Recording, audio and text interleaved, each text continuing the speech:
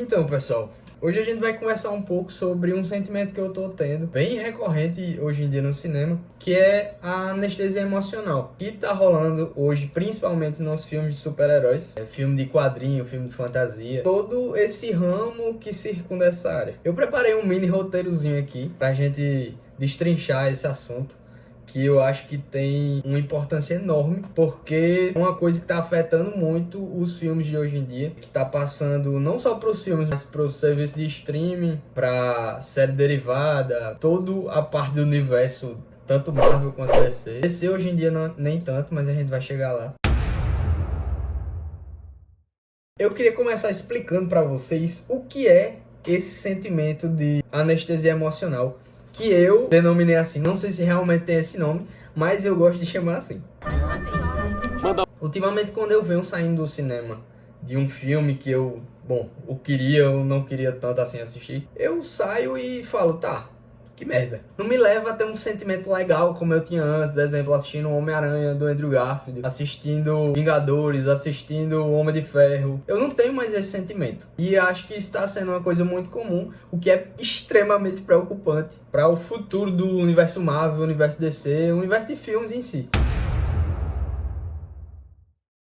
Vamos lá, eu separei em algumas partes que a gente pode estar falando hoje. A primeira parte é o início de tudo. Não de tudo, mas da parte de cinema de super-heróis e todo esse universo mais realista que foi construído pela Marvel e pela DC nesses últimos 20 e poucos anos. No início dos anos 2000 a 2010 mais ou menos, a gente tinha o início do universo Marvel com o Homem de Ferro, fim da trilogia de Tobey Maguire como Homem-Aranha. A gente tinha começo dos filmes do Andrew Garfield como Homem-Aranha também. A gente tinha Quarteto Fantástico, os dois filmes que eu acho muito bons, tá? X-Men, Homem de Aço e todo aquele universo do DCU que, sinceramente, não gosto tanto. É um pouco diferente do que a gente espera que seja o universo da DC, mas que, se você olhasse por um lado que separava os quadrinhos do filme, realmente era um universo legal de se acompanhar. Dava pra você aproveitar o filme, pelo menos.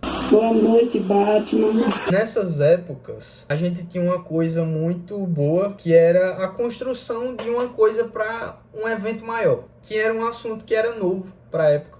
A gente não tinha filmes que iam se encadeando, formavam escada que levava até o topo. Exemplo, teve Vingadores, teve Homem de Ferro, teve Capitão América, teve Homem-Formiga, pra gente chegar no Capitão América Guerra Civil, onde a gente tinha um embate e um encontro de todo mundo. Basicamente, esses grandes eventos seriam os crossovers que a gente teve, principalmente nos filmes dos Vingadores, mas também do filme da Liga da Justiça, filme da Liga da Justiça do Snyder Cut, o próprio Vingadores Guerra Infinita e Ultimato. Exemplos, né?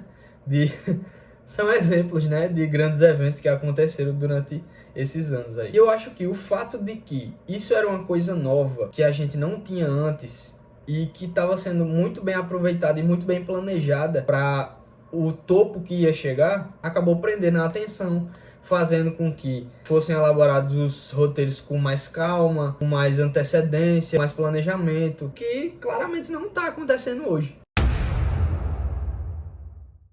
Então, saindo dessa parte do começo, onde tudo estava dando certo, a gente chega no ponto alto, no ápice do cinema de super-heróis, cinema de quadrinhos, que seria Vingadores Ultimato, que foi um estrondo assim no cinema, dava para ver as cadeiras se mexendo, tanto o povo gritar.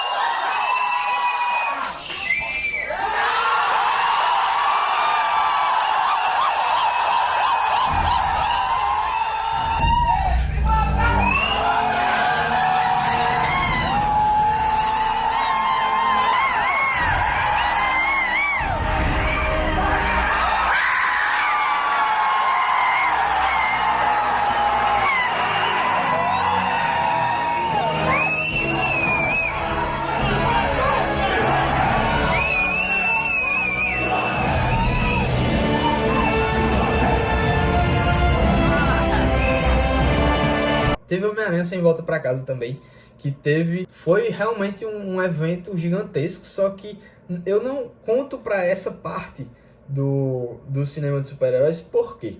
Homem-Aranha Sem Volta para Casa é outra história, mexe com nostalgia, mexe com a volta de outros personagens, então eu já não conto para essa parte de tipo escalonar um negocinho bem roteirizado que chega em um ponto que tem o ápice daquela situação, que seria, no caso, toda a construção de joia do infinito que a gente teve no universo da Marvel, para chegar no final em Vingadores da Infinita, com o Thanos reunindo todas essas joias e estalando nos dedos. E posteriormente, Vingadores Ultimato, onde a galera dava a volta por cima, né? Depois disso tudo, o que foi que aconteceu? Infelizmente, percebe-se que não tinha um planejamento prévio do que ia vir a acontecer. Foi-se caindo a qualidade no roteiro, no CGI, dava pra ver os bonecão que era do CGI. A história muitas vezes era afetada pelos atores, né? A gente viu o exemplo de Ezra Miller, como Flash, toda aquela polêmica com o nome dele, que querendo ou não acabaram levando o filme dele lá pra baixo. Não que o filme dele seja incrivelmente, que grande coisa é The Flash.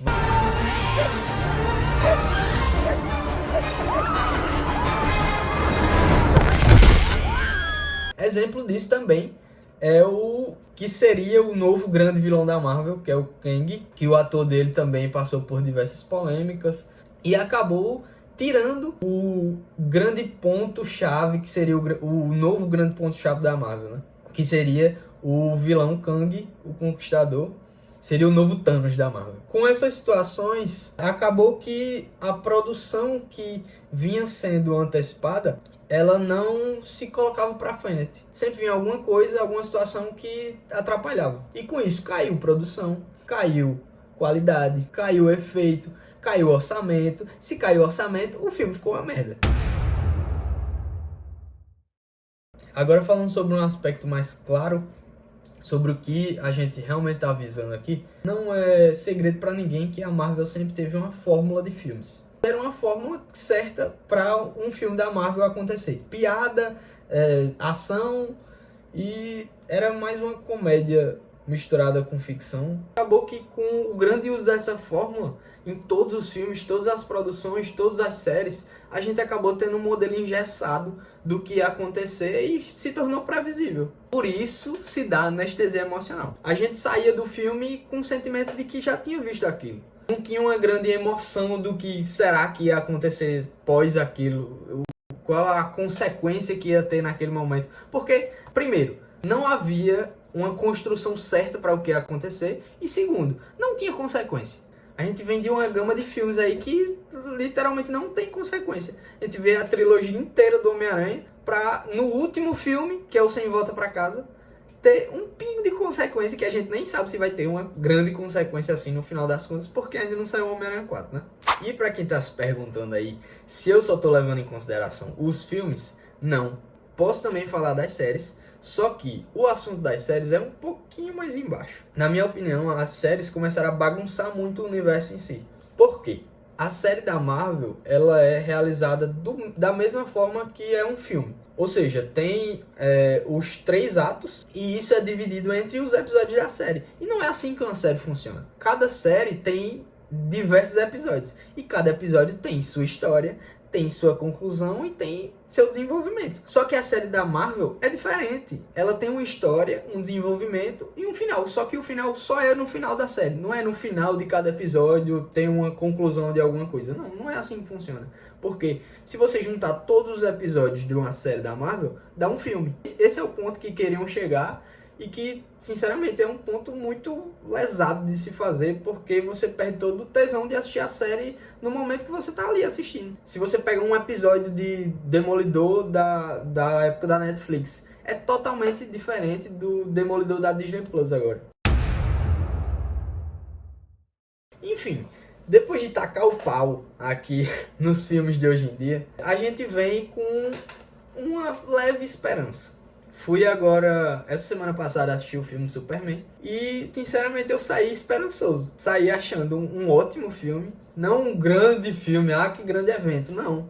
Fez o dever de casa, James Gunn, com certeza, fez direitinho. Entregou um filme simples, com uma pegada legal, com uma pegada bem quadrinho de verdade, que é o que a gente tá precisando. Tá bom já desse negócio realista. A gente já tá cansado. O filme, além de ser realmente quadrinesco, ele entrega uma história que faz sentido, que é bem construída e finalmente a gente tem um Superman de verdade. Falo finalmente porque o último foi de 1900 e tanto, né? Não tinha como a gente pegar o filme de 1960 e levar para hoje em dia como se fosse um filme legal para se assistir hoje em dia. Não é. Tem suas qualidades? Tem suas qualidades. Eu gosto também do filme do Christopher Reeves. Mas não é um filme que eu sento no sofá hoje em dia para assistir, porque não é da minha época. Bom, eu acho que o ponto aqui realmente existe esperança. E é isso que a gente tá buscando. Foi exatamente o que o Superman falou. Até nos dias mais sombrios, a esperança é o que molda, é o que guia as pessoas para um futuro melhor. Hey, why'd you add black to it? Because, Lois, even in the darkest times, hope cuts through. Hope is the light that lifts us out of darkness. I must go back. É isso que James Gunn tá nos trazendo, né? Vamos agradecer e vamos esperar os novos filmes. Se vocês quiserem, eu trago uma review do Superman. Assisti semana passada, então ainda tá fresquinho na minha cabeça. Esse canal, ele é pra expor minhas opiniões, não é nada de pesquisei pra caralho pra estar aqui. Não, eu assisto os filmes, gosto dos filmes, tenho minhas opiniões e gosto de mostrar. Então, tô aqui mostrando. Se você gostou, deixa o like, acompanha aí, comenta o vídeo que você quer. Fala o que é que você achou sobre o conceito da anestesia emocional que eu trouxe aqui. Brinque. Trouxe aqui um conceito importantíssimo. O grande cinéfilo. Enfim, gente. Espero que vocês tenham gostado e até o próximo vídeo.